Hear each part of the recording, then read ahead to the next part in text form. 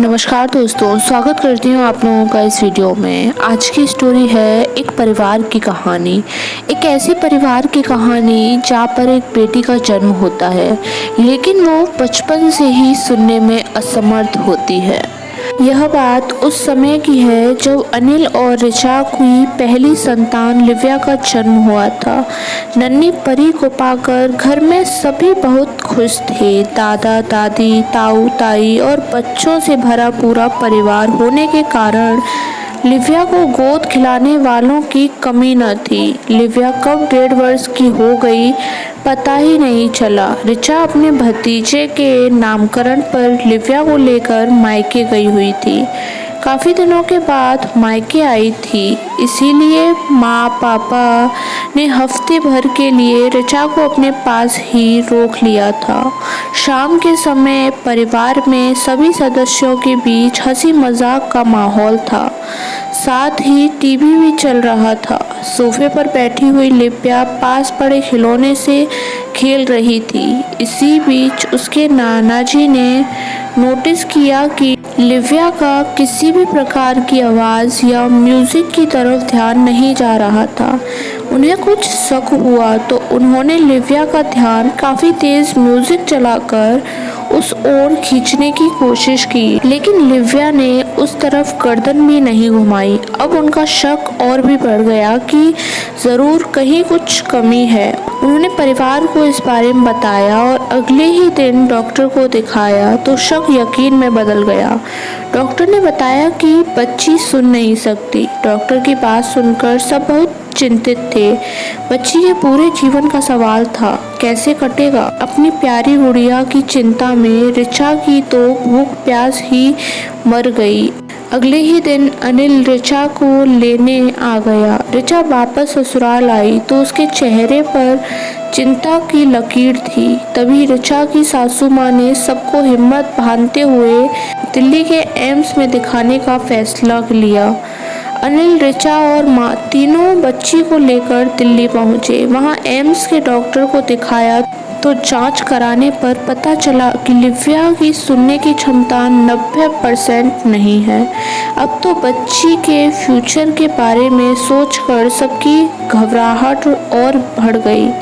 Doctor ने कानों में सुनने वाली मशीन लगाने की सलाह दी। मशीन 1.25 लाख की थी।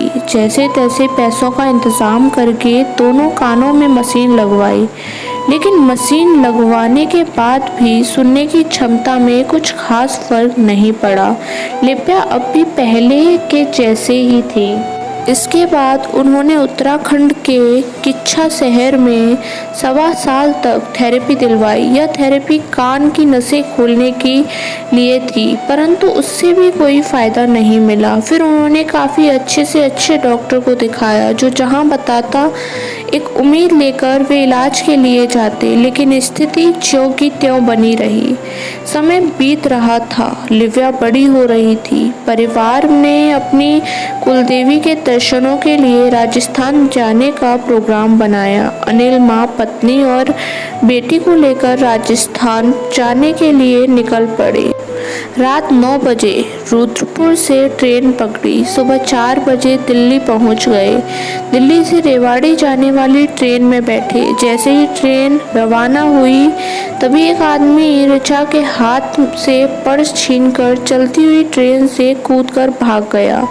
ट्रेन स्पीड पकड़ चुकी थी, इसीलिए उनके पास सिवाय चिल्लाने के और कोई रास्ता न था। पर्स में मोबाइल, रुपए, एटीएम कार्ड, घड़ी, आधार कार्ड के अलावा लिव्या के कानों की मशीन भी थी। फौरन अनिल ने बड़े भाई को फ़ोन किया। उस दिन अनिल की जेब में जो पैसे थे उनसे वे लोग कुल देवी के दर्शन करके वापस अपने घर उत्तराखंड लौट आए। दिल बहुत उदास था। बड़ी मुश्किल से लिव्या की मशीन खरीद पाए थे। अब दोबारा खरीदने के लिए पैसों का बंदोबस्त करना था। एक हफ्ते बाद एक अनजान नंबर से एक कॉल आई। फ़ोन कॉल करने वाले ने बताया कि मैं एक टेम्पो ड्राइवर हूँ। मुझे रेलवे स्टेशन के नज़दीक झाड़ियों में आपका पर्स पड़ा मिला।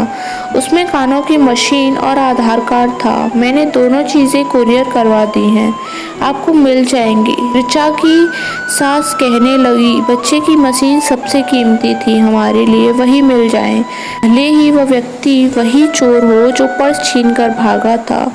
मैं नहीं जानती, लेकिन चोरों में भी इंसानियत है। यह सोच खुद को तसल्ली दी। अगले दिन उन्हें कुरियर मिल गया। सुनने में कमी की वजह से लिप्या ने बोलना भी नहीं सीखा था, परंतु उम्मीद पर दुनिया कायम है। परिवार ने उम्मीद नहीं टूटने दी। वे शाहजहांपुर यूपी में बोलने की थेरेपी दिलवाने के लिए गए। वहाँ पर भी कुछ खास आराम न मिला। तभी वहाँ पर पता चला कि किसी भाई ने अपनी बेटी का कानपुर मल्होत्रा ईएनटी हॉस्पिटल में ऑपरेशन करवाया है। ऑपरेशन के बाद 1 साल स्पीच थेरेपी लेना ज़रूरी है। उसकी बच्ची को 6 महीने हो चुके थे। वह काफ़ी हद तक ठीक हो चुकी थी। तभी उनसे एड्रेस लेकर अनिल का परिवार भी वहां गया और लिप्या का ऑपरेशन करवाया। 15 दिन बाद से थेरेपी शुरू होनी थी। वह कानपुर के किराए पर रूम सेट लेकर रहने लगे। थेरेपी को चलते हुए अभी 1.25 महीने ही हुए थे कि कोरोना शुरू हो गया और वापस घर आना पड़ा।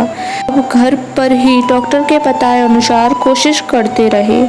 कुछ महीनों के बाद कोरोना कम हुआ तो दोबारा कानपुर पहुंचे और 4 महीने रहे। इसके बाद फिर से कोरोना बहुत बढ़ गया और फिर वापस घर आ गए। इस प्रकार आते जाते रहे और थेरेपी पूरी करवाई।